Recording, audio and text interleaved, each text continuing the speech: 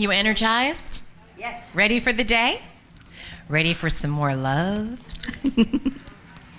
The next person I'm bringing up is our beautiful love doctor. Kathleen Sims is co-founder of the Center for Conscious Living in Pleasant Hill, offering a revolutionary counseling and healing program along with teaching transformational weekend spiritual intensives. She facilitates the WOW Women of Wisdom in Walnut Creek. I've had the honor to speak there. Really powerful group of women. Kathleen has developed a growing circle of spirituality-minded women that gather monthly, empowering each other and gaining inspiration from a variety of inspiring speakers. She's a sought-after speaker herself, teacher, and spiritual healer. She has over 25 years of experience. You must have been 12 when you started, right? Empowering singles and couples in attracting and maintaining deep, abiding love, and transforming their lives to be expressions of their authentic heart and their soul's destiny. Kathleen has dedicated her life to spreading love in the world by healing one heart at a time. Having answered her calling, she passionately helps others discover their authentic voice, claim their birthright of living their inspired soul's purpose, and manifest deep, abiding true love that promises to last a lifetime. And by the way, she's a #1 best-selling author of 5 books. So you can also get her signature on her books, including Wake Up Women, Embrace Our Authentic Self, Wake Up Moments of Inspiration, a lot of waking up here, A Juicy, Joyful Life, and Come Out of Hiding and Shine. Please help me welcome Kathleen Sims.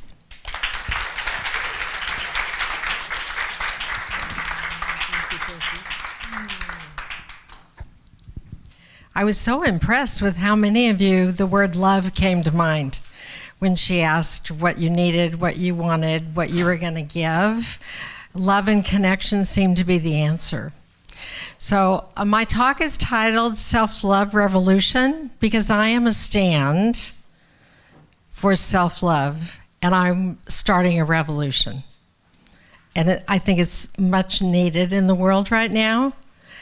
So I have a few questions for you. Think about self-love itself. There's a lot of talk about you can't love someone else till you love yourself. I'm sure all of you have heard that. I've heard it for years and didn't know what it meant at all. Like, think about it. Love yourself. What the heck does that mean? It makes self sound like an object. You know, like love your arm, love your leg, love yourself. It's like it's a thing out here. Now, we can sometimes think about it and do loving acts, like go get a massage or, do some activity. And that does nurture us and make us feel good. And that's doing a loving act to self. However, is that self-love? I don't think it is. I think it's a pleasurable experience, and certainly treating ourselves well is the best thing to do.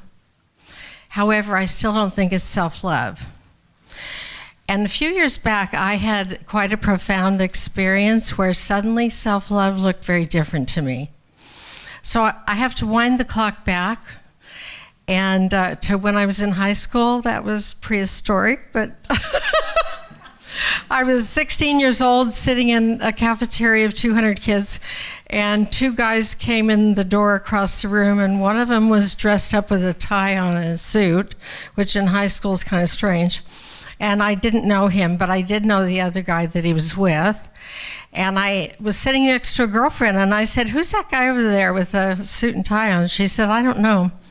And I looked down at my plate of food, and a voice spoke through me, which said, "I'm going to go out with him." Now, it was not a good idea from my own mind. And then I looked down, and the same voice said, "No, I'm not. I'm going to marry him." I wondered who was talking, and when that voice came through me, it was like a bubble came over me, and inside of me, I didn't know what was happening to me, and I started vibrating. And I saw simultaneously a picture. And the picture I saw was married to him with 2 kids and a dog and living in suburbia with a house and a white picket fence. Now, I had other plans. That was not my plan.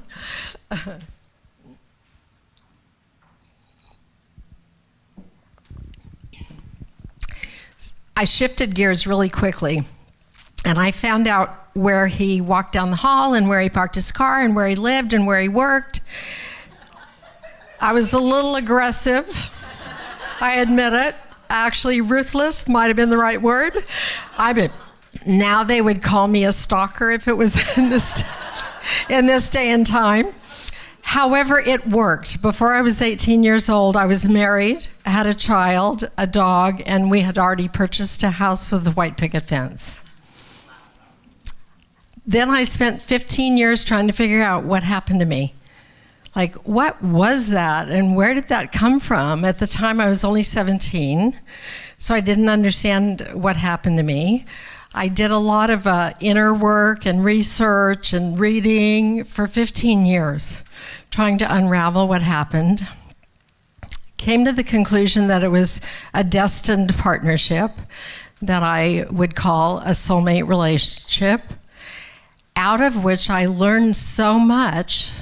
That's when I went out in the world and started my business, creating my business, the Center for Conscious Living, and helping other people have love in their life, soulmate love, to transform a relationship one already has to soul-to-soul connection, or if one's single, to attract at that level of a soulmate level. And to me, soulmate is connecting, having a complementary purpose in life. There's a lot of talk about soulmate. I think the word is overused. I think a lot people really mean, I just want to have lasting love and deep connection. And now we've labeled it soulmate. And there's relationships that are lasting love and deep connection are wonderful. We don't have to have a soulmate to have that deep connection. I see a soulmate, though, as having a complementary purpose. And my husband, his name was Jim, he so had my back with the work that I do. So I need to sort of roll the clock forward, like 4 decades. That'd be good? Raised 2 sets of children. We did a lot of things. I learned a lot. A lot of my work came directly out of our relationship when we would crash and burn and then, grow and learn and move to the next level. I know my daughter, one time somebody said, your parents are divorced, right? And she said, oh, no, they haven't. No. And then she said, oh, wait. Maybe 3 times, been remarried because over 40 years we had a relationship that just kept growing and changing, and we became different people. And thank goodness we were still on the same path instead of a different one. So after 40 years, actually, we were standing in the hallway one morning, and he hugged me. But he didn't hug me, he held me. And I remember him saying, ooh, ooh. And then he said, we should do more of this. I'm going to retire in 3 months, and we need to spend more time like this. And then he said, so many people, everyone deserves this kind of love, and I don't know very many people that have it.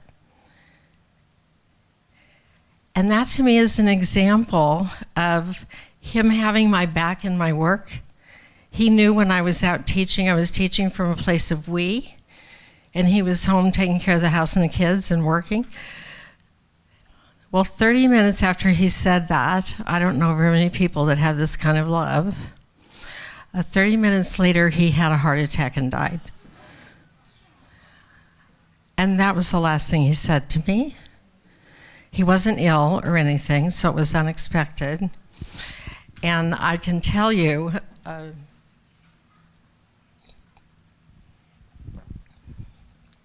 having gotten married and having kids when I was 17, when he passed away so suddenly, I basically went into shock, as you might imagine. And I had never lived alone. I was doing my business only part-time. I had never supported myself or taken care of myself by myself. He and I were the center of the family, but it was a we, helping people older and younger in our family. And all of a sudden, it wasn't a we, it was me. The family shifted to a matriarch. And that first year in my grieving process, I had to get serious about my business. I had to double my business in a year. And I had a wonderful spiritual coach that donated a year's worth of coaching to help me get to that goal, and I did, which was quite amazing. What happened to me, though, in that grieving process is what was even harder for me was it was an identity crisis. Because I had never been in the world from this new place. So I was thinking about Jim and missing him after about a year went by. And one day I realized, I looked into my heart, and what I realized was that there was nothing missing. That I had a heart full of love. I had been so loved. And I had a heart full of love memories. And I realized the distinction in that self-love that resided within me, not philosophically or intellectually, but as a full feeling in my heart. And that was the gift that I was given, and that nothing was missing. However, I was missing him, but it was out here. I was missing laughing with him. I was missing walking down the street holding hands. There was a lot that I missed, but it was all outside of me. That's what the profound insight for me was. And what I got out of that is what self-love really is. And that's who I am. It's being love before doing love. Being love and coming from that place in the world. So for being love, I have to be by myself. It's not about being with another. And tapping into the love that is already so. It's a vibration. It's an energy. It's actually the natural essence of who you are. You were born that way. And then we got very busy doing other things and disconnected from it. And thought who our identity was, was Kathleen, or what we're doing in the world, that kind of thing. When really, at the basic internal core of each of us, love is who we are. So as a gift to each and every one of you, I'd like to give you a present right now, and that is we're going to do a really short visualization. Would you like to experience some real self-love? Yes. Are you willing to close your eyes? Fairy dust. We're going to do fairy dust. So uncross your arms and legs and close your eyes. And take a nice deep breath.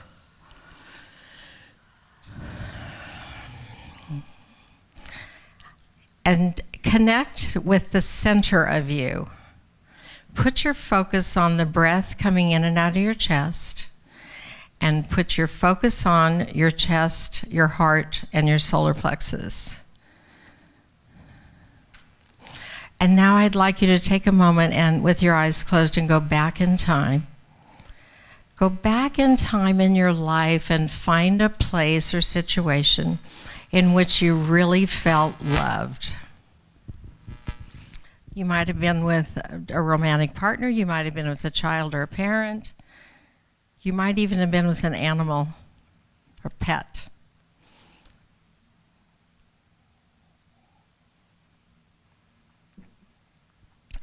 Notice if anyone is there, or you're by yourself. And with your hand on your heart, breathe in the feeling of that right now. the feeling from that memory, and feel it right now in this room, in your heart.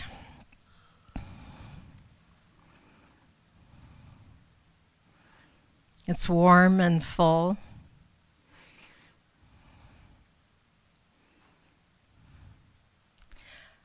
And now for a moment, with your eyes closed, I want you to give a little thought to this, and that is, we're sitting right here and now.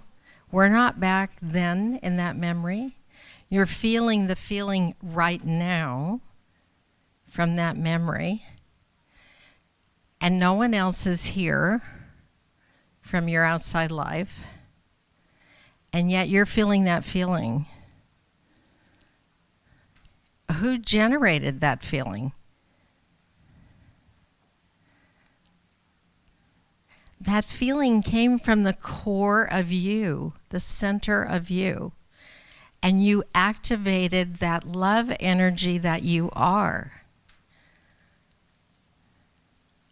And it's infilling your heart. It's already there. There's no place to go and there's nothing to do but to be with the central core of yourself. And that's what self-love is. It's like a space to bask in, radiating out from the center of your heart and radiating all around you, extending the energy of that love to the people around you and in the room, like we're in a bubble of love.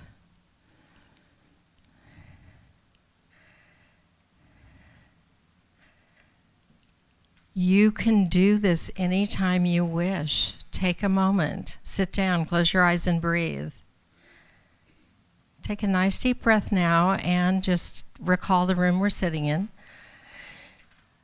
And come back into the room.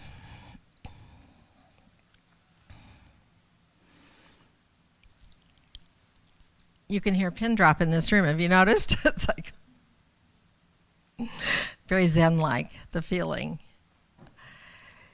How many of you, raise your hand if you would like to join me in a stand? I mean, look at the chaotic world. The world is a lot of chaos out there. It's very easy for each and every one of us to lose our center and be distracted by the world out there and what's going on and other people's upsets and all that kind of thing. This is the antidote to that. This is the place to go, is to be by yourself and go back to the central sun of yourself. All of you that are willing to be part of the stand with me in the self-love revolution, raise your hand. No, stand up. I like that. I see a couple of you ready already. Woo, right. Self-love is the answer. You get it? And you're the one that has the answer, each and every one of you. In the middle of your heart, you already have it. You don't have to learn anything. You don't have to do anything. You don't have to go anywhere except extend love from the center of yourself. So thank you for joining me, and you can sit back down. I gave a lot of thought in the last few weeks, knowing that I was going to come here and share with you. And I gave a lot of thought to how could I support you. I have one more gift that Brandy's going to pass out. And it's something that I channeled about love. And I'm going to read it to you. Within me, I can find the love that is my birthright, affirming the truth that I am love, and joy is my natural state. When I tap into the unconditional love within me, I awaken my natural joy, and I reflect it in my life. Connecting with my essence brings me heart-filled inspiration and is what gives my life meaning and the experience for which I have long searched. I am grateful to discover the truth that all meaning and its real experience resides within me. It is eternally available if I'm willing to walk on the path of healing all obstacles that appear before me, eclipsing this truth. I thus quietly, gently, and powerfully, through thought, word, and deed, express God to all through me and claim my birthright of joy. I opened my heart to give and receive love, life, and joy. As a result, I expressed my authentic self, and others have an experience of who I really am. A radiating center of light, love, and wisdom. From my heart to yours. Thank you.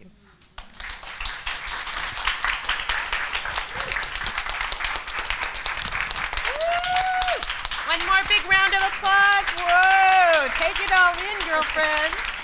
Oh yeah, I'm supposed to.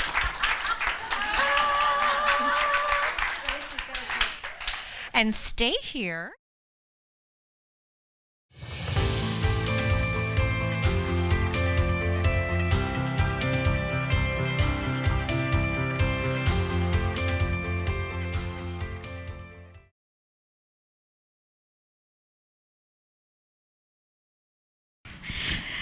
Yes. Dot, did you? Yeah, come on up.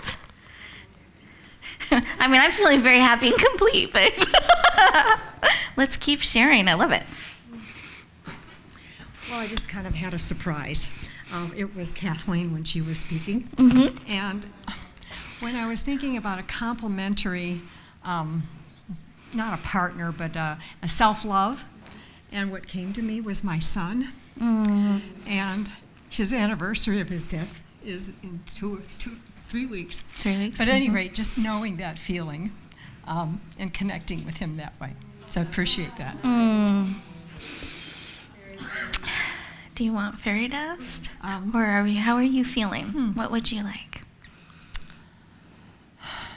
I would like love, Love. Mm-hmm. joy, Mm-hmm. pink, what?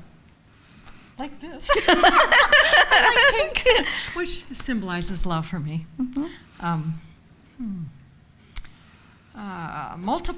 Multiple fairy dust. Okay. Okay. Wonderful. Let's have you come to the center. We're ready for this beautiful, loving, pink fairy dust. Is there a scent? I'm sorry, I forgot to get if there was a scent, and I know you Well, I was love saying the scent scents. of joy, but actually, dream catchers from my oils. Okay. Well, you won't know what it is, but dream catcher is one of the oils. And Okay. I like that one. Beautiful, beautiful. So the count of 3, 1, 2, 3.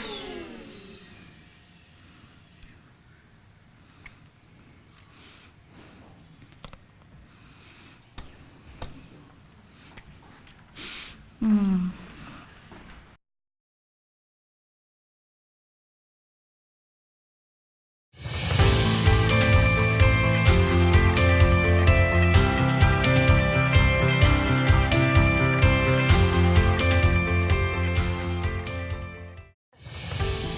Are you a speaker looking to reach more people with your message? You have a global vision that you want to touch the world and make a global difference. If so, I have an amazing opportunity for you. It's called the Speaker Talent Search. Again, that's the speakertalentsearch.com. You'll find all the details, but here are the highlights. With one application process, you get clarity on your message. You get to fine-tune how you want to reach the world. Then you'll have everything ready in one place for the opportunities when they come. Second, we select you as a finalist. You get to come in and audition with a 7-minute audition, open up the door to hundreds of speaking opportunities. I hope you lean in. I hope you say yes. We would love to hear your message. Help you touch the world powerfully. Again, that's the speakertalentsearch.com. We look forward to hearing your powerful message.